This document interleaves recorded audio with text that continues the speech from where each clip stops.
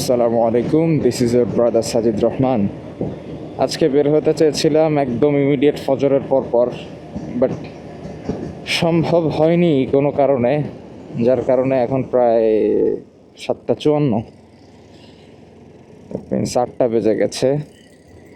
ফজর তো 6টায় হয়, মানে আমি 2 ঘন্টা লেট। এর একটা কারণ বলা যায় যে আজকে প্রচণ্ড কুয়াশা এবং ঠান্ডার তীব্রতা তুলনামূলকভাবে একটু বেশি অন্যান্য দিনের থেকে। আমার এর আগে একটা ভিডিও ছিল, সেটা হচ্ছে ছাগল কেনা নিয়ে। আজকেও ইনশাআল্লাহ যাচ্ছি একটা ছাগল কিনতে।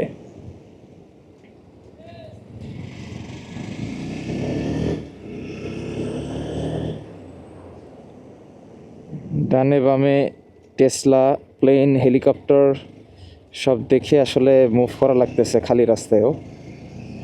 যেমন এই তেলের পাম্পে দাঁড়িয়েছিলাম সিরিয়ালে, সামনের যেই লোক, মানে খুলনা শহরে তো আসলে ওরকম চাপ থাকে না, এবং আমি একটা জিনিস বিশ্বাস করি যে যেখানে মানুষ অভ্যস্ত, যানজট বলেন বা যে কোনো ধরনের চাপ বা ব্যস্ততা বলেন, সেখানে মানুষ ওই ব্যস্ততায় সভ্য আর কি, মানে ওইটা নিজেদের জীবনের সাথে আর কি মানিয়ে নেয় বা ওইভাবেই আসলে চলে। বাট খুলনা সিটির কথা আমি বললে এমন হবে যে খুলনায় তো আসলে ওই রকম যানজট, জ্যাম, সিগন্যাল, এই জিনিসগুলো ওই রকমভাবে নাই, আমি যদি কম্পেয়ার টু ঢাকা চট্টগ্রাম করি। তো এই জন্য যখন এই ধরনের সিরিয়াল, জ্যাম, যানজট এইগুলার তৈরি হয়, তখন আসলে মানুষ যার যেমন খুশি তেমনভাবেই আসলে ওই সিচুয়েশনটা থেকে বের হয়, ওই সিচুয়েশনটার মধ্য দিয়ে যায়। মানে আমি বলতে চাচ্ছি যে কোনো ধরনের রুলস রেগুলেশনস ছাড়াই। এখন আসি যে আজকে কী হয়েছে। আজকে সিগন্যালে দাঁড়িয়ে আছি, সামনের এক ভদ্রলোক, খুব সম্ভবত পালসার NS সামথিং বা হ্যাঁ এরকম, উনি কথা নাই বার্তা নাই, লুকিংও দেখা নাই, মানে প্রায় 1 থেকে 2 হাতের মতন পেছনে মুভ করছে।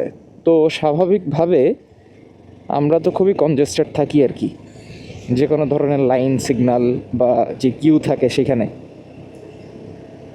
তো আমি 1 হাতের মতন ডিস্টেন্স মেনটেন করেছিলাম, বাট যখন দেখলাম ওয়া রাস্তা ফাঁকা, তো এটা করাই যায় না কাকা। যখন দেখলাম যে উনি মানে থামতেছে না, উনি পেছনে মানে সরে আসতেছে কন্টিনিউয়াসলি, তখন আমি আবার সাথে সাথে হচ্ছে আমার হাতের গ্লাভস খোলা ছিল, মানে আমি অপ্রস্তুত ছিলাম। আমি ওয়ালেট থেকে টাকা বের করছিলাম, যে টাকা বের করে হাতে রাখবো একবারে, যাতে আমার লেট না হয়। ওই মুহূর্তের সাথে সাথে আমি আবার বাইক হচ্ছে পেছনে নিলাম। তো এইরকম ঘাই গুতা থেকে যে কত অসংখ্য স্ক্র্যাচ আমাদের বাইকে পড়ে, আপনাদের যাদের এরকম সিচুয়েশান আপনারা রেগুলার ফেস করেন অথবা once in a lifetime face করেন, তারা বলবেন, কারণ বাইকটা এই কারণেই স্ক্র্যাচে ভরে যায়। তারপরে তো আরও অনেক ব্যাপার আছে, জ্যামের মধ্যে থাকলে পেছন থেকে এসে যানবাহন যে কিস টিস করে, এই জিনিসগুলো তো মানে আছেই। তো এই হচ্ছে ব্যাপার। এখন একটু আপনাদের সাথে কথাবার্তা কম হচ্ছে, কারণ কন্টেন্টের জন্য আমি তো ভিডিও করি না ইউজুয়ালি। আমার যখন মুড আর সুযোগ থাকে তখনই আসলে আমি এই ভিডিওটা করি আর কি। পুলিশ, বিজিবির গাড়ি, প্রচণ্ড ঠান্ডা লাগছে।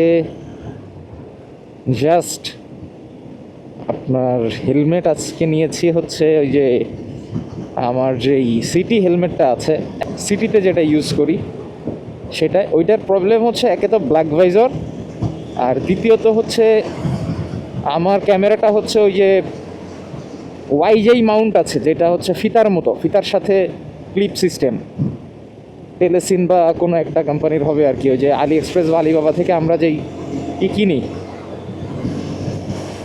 তো ওই মাউন্ট হচ্ছে এই হেলমেটে মাউন্ট করা, যার কারণে কিছুটা ফাঁকা হয়। ওই সামান্য ফাঁকা থেকে যে বাতাস ঢুকছে না ভাই, পুরা চোখ মুখ নাক কেমন যেন জ্বলে যাচ্ছে সব। খুলনা শহর ঘুমন্ত, যেটা আমার আসলে ভালো লাগে। এই ফাঁকা রাস্তাঘাট, ফাঁকা রাস্তাঘাটে চালিয়েও শান্তি, সব কিছুতেই শান্তি আর কি। ওই যে ওই দেখেন, এই দেখেন, এই দেখেন, আরে আল্লাহু আকবার, আল্লাহু আকবার। মানে ও খেয়ালই করে না এই যে আমি ঘুরতেছি, হ্যাঁ, ওর এইটা কোনো খেয়ালই নাই। মানে হাউ সিলি, এবং কতটা চিল মোডে সে। তার এইদিকে কোনো কনসার্নই নাই যে এদিক থেকে যে আসলে গাড়ি আসতে পারে। নাইস না? ইয়া নাইস। আচ্ছা, এইগুলো ঢেকে দেওয়া কেন? এই অ্যাডগুলা এটা কি আবার ভাড়া হবে? না, ভাড়া হইলে তো ঢেকে দেওয়ার কথা না। বাংলা লিঙ্কের অ্যাড ছিল, যে কোনো কারণেই হইতে পারে আর কি। আমরা চলে এসেছি আমাদের গন্তব্যের অলমোস্ট কাছাকাছি। Let's hope for the best. ছাগল কেনার ক্ষেত্রে আসলে অনেকগুলো বিষয় আছে। যেমন আমি আলহামদুলিল্লাহ লাস্ট 2 থেকে 4 বছরে বেশ অনেকগুলো ছাগল কিনেছি আর কি, বেশ কিছু পারপাজে। তো এজন্য আমি আসলে ছাগল অল্প কিছু আইডিয়া আছে আর কি। এখন এখন এখন এখন আসলে পুরোটাই তো তাকদির। ছাগলের হাইট দেখে বোঝার ব্যাপার আছে, সুস্থতার ব্যাপার আছে, বয়সের ব্যাপার আছে, তাছাড়া আরও অনেকগুলো ব্যাপার থাকে আর কি। যেমন আমার এক ফ্রেন্ড আছে, এখানেই ওর বাসা, এই শেখপাড়াতেই। তো ওর একটা সে হচ্ছে, যাক মাশাল্লাহ আজকে তো মোটামুটি আছে ভালোই। ওর একটা সে হচ্ছে যে ও গরু কিনতে পারে কিন্তু গরুর গোশ কিনতে পারে না। তো বিষয়টা অনেক সময় রিলেটেবল, এটা যে ছাগল কেনা যায়, ছাগলের গোশ কেনা যায়, ছাগল কেনাটা একটু কঠিন আর কি। এই এখন দেখা যাক, বাইকটা লক করি আগে। সব তো ছোট ছোট ছাগল, আমার তো আজকে একটু বড় দরকার। Let's see. এই যে ভাই আমার ভাই কটা ভাই লাগবে? বড় আছে কি এটা? আর এটা বড়, এই যে এটা বড়, এটা আর একটু বড় এটা। আপনার বড় আছে কোনটা সবচেয়ে? বড় নেবেন বড় ভাই? এটা বিভিন্ন সাইজের আছে ভাই। এটা না? সব কি বয়স হয়েছে 1 বছর? বছর পার দাতা। আচ্ছা,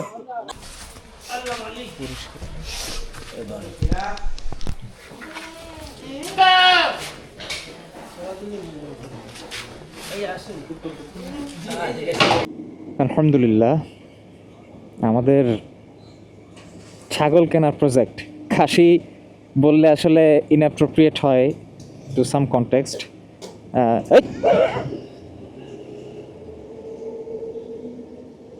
কি হইল এটা? ও দূর থেকে আমার অ্যাটাক করলো কেন? কামড় দেওয়ার জন্য নাকি? আল্লাহ রহম করছেন, আলহামদুলিল্লাহ আলহামদুলিল্লাহ আলহামদুলিল্লাহ। হাটে বলেন বা যে কোনো বাজারে বলেন, কসাইদের কাছ থেকে যেখান থেকেই কেনেন না কেন আপনি, আই মিন ছাগল, সেখানে খাসি নামটা যে খাসি বিক্রি করে না সেও আসলে খাসি বলেই বিক্রি করে। অর্থাৎ সেটা বকরি হোক বা খাসি হোক, খাসি বলেই আসলে বিক্রি করে। আর একটা কমন প্র্যাকটিস তো আছেই যে কেনা দাম, এই সমস্ত জিনিস বলে আর কি। অনেকদিন পরে এই রাস্তায় আসলাম। এই ছোট মির্জাপুর এই রাস্তাগুলোর ভেতর থেকে যাইতে আসলে নস্টালজিয়া লাগে। এর আগে এই প্রেসের কাজের জন্য একবার এসেছিলাম, একবার না কয়েকবারই এসেছি। রাস্তাঘাট খালি, আলহামদুলিল্লাহ সুন্দরভাবেই যাচ্ছি। কি স্পিড সবার, মানে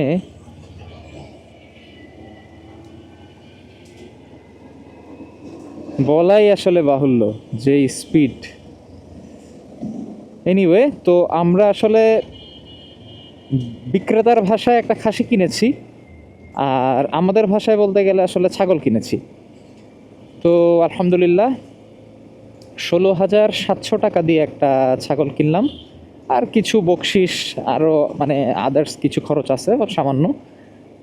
তো এই টাকার ছাগলে আলহামদুলিল্লাহ তারা ফার্স্টে ওজন যা দিল সব কিছু সহ হিসাব করলাম যে 17 কেজি সামথিং আলহামদুলিল্লাহ গোশ হয়েছে আর কি। তো এই দিক থেকে আলহামদুলিল্লাহ আর কি। তো এই ছিল ছাগল সমাচার।